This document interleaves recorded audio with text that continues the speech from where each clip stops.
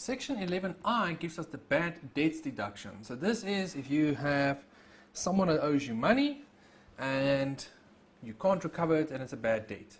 Now just before we even read it, just think about it logically.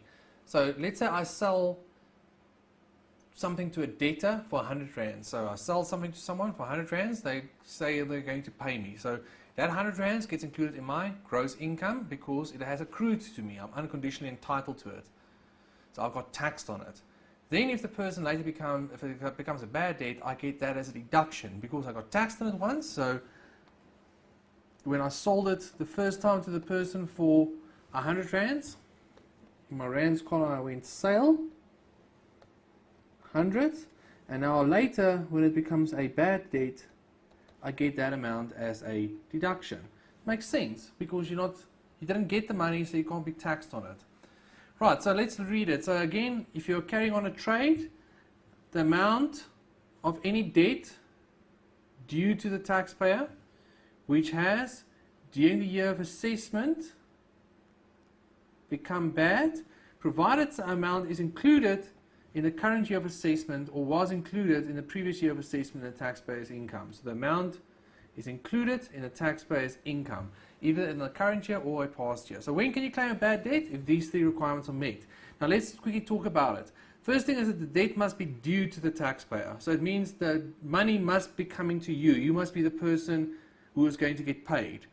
Now that seems quite logical, but remember the following. Let's say, for example, this transaction over here. So I'm just going to take out the bad debt. Let's say X Limited sold or had this data for 100 Rands, and now X Limited sells this debt to Y Limited. So remember now what that means.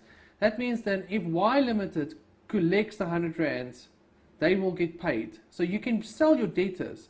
So why would X Limited sell their debtors? Maybe they'll sell it for 90 Rands, for example, so that they can get 90 Rands, and then Y Limited collects the 100 Rands from the customer. Y Limited makes a profit. Why would X Limited do it?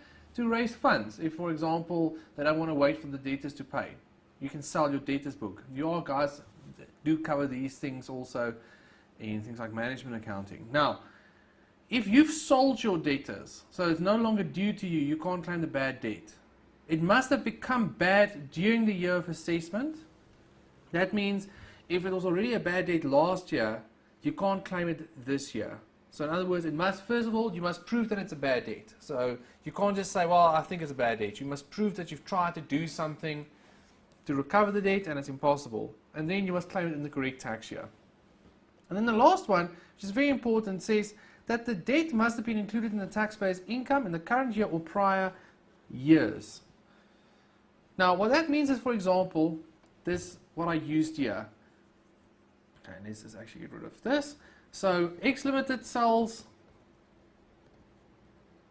100 Rand of stock to a customer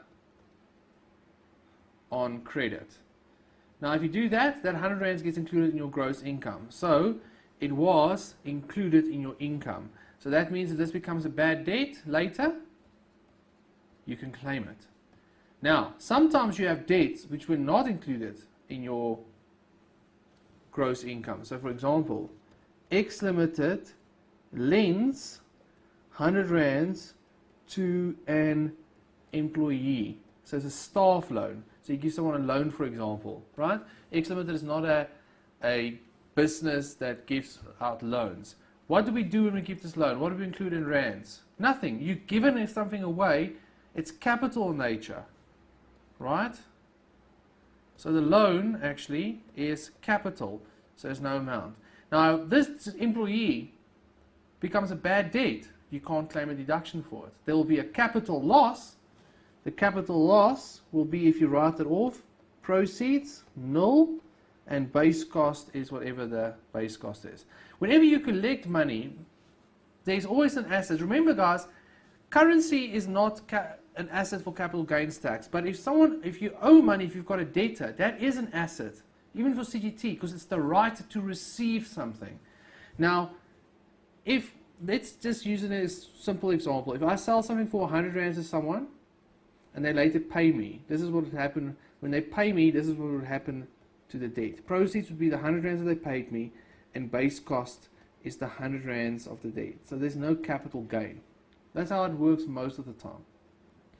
But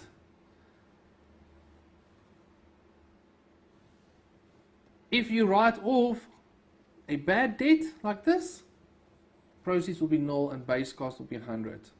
Alright, so you'll see that also.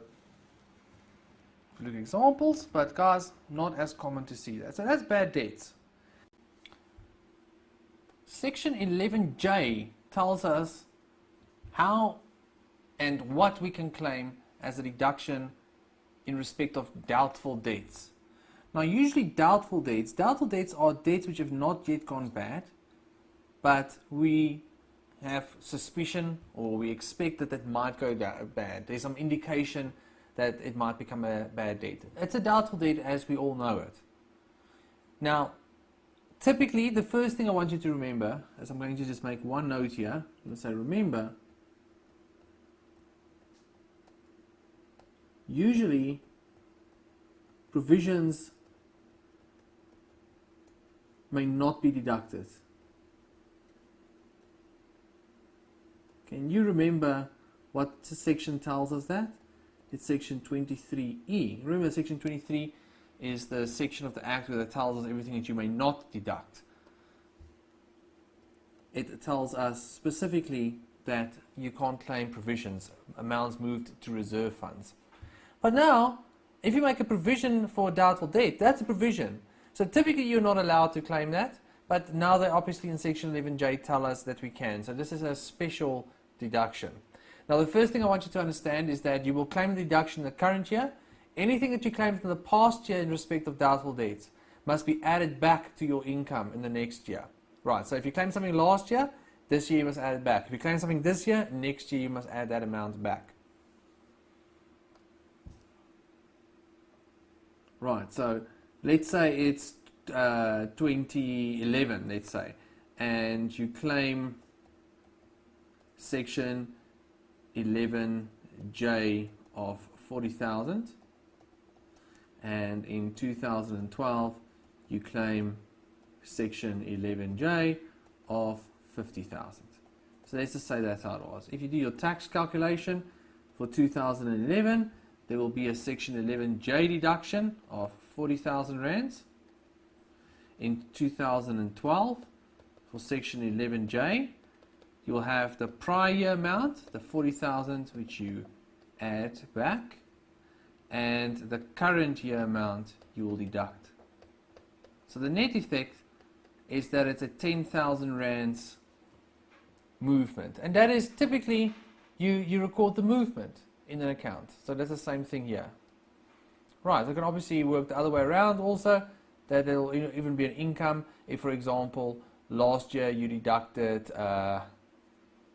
60,000, then there will now be a 10,000 income, for example. Right, so that's just the basic functioning. Now, how do you determine this deduction? Section 11J tells us. Now, the first thing that you need to remember is in IFRS 9, the financial instruments standard for financial accounting,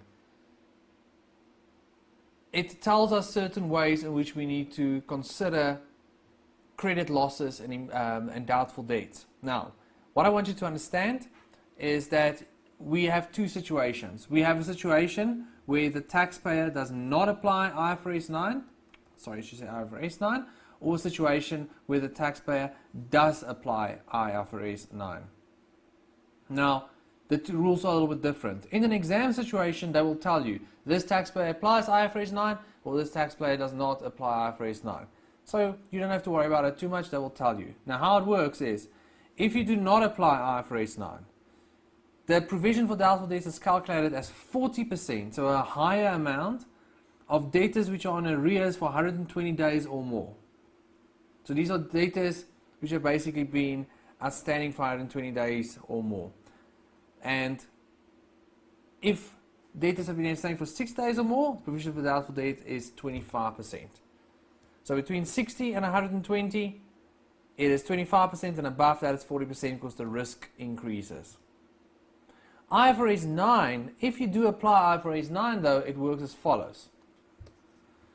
IFRS 9 first of all, in note 1, tells us that if the first thing that you do is when you have something like a debtor, you will always estimate the doubtful, how viable they are, and if they're going to be paid, if they should be impaired. You'll always consider that for the next 12 months, right? If you look at note 2, that's the normal method. However, as soon as those instruments become riskier for whatever reason, so let's say you have a debtor in a foreign country where the economy is struggling a lot and they can't release funds. But when you sold it to them, it wasn't the case. So when you sold it, everything was fine. Now something is going very, very badly wrong, so you worry. So the risk has increased. If the risk increases, IFRS 9 tells us you should no longer look at it for the next 12 months. You should look at it for the rest of the instrument's lifetime. You should do your assessment. Now, we're not for tax going to worry about that. We're just going to look at the IFRS 9 amounts. So they will tell you all of this. They will give you this information. So if they will say this taxpayer applies IFRS 9, the taxpayer has the following debtors. Debtors who are assessed in terms of the lifetime expected losses, credit losses, like there. Those are the more risky ones. That's 100,000 rands. And debtors who are just measured in the default manner or over the next 12 months, or other debtors. Okay, however they prescribe it. But you'll see the ones which are more risky. And let's say that's 20,000. Right, the 100,000 you times by 40%, so 40,000. And the 20,000 you times by 25%, so 5,000. So your doubtful debts provision for the year is 45,000. Right, just one note over here also. The Commissioner may agree to increase the 40%, that over there, to a higher percentage, so a max of 85%, if you can prove that there's even greater risk attached to it. But they should give you that information in the question.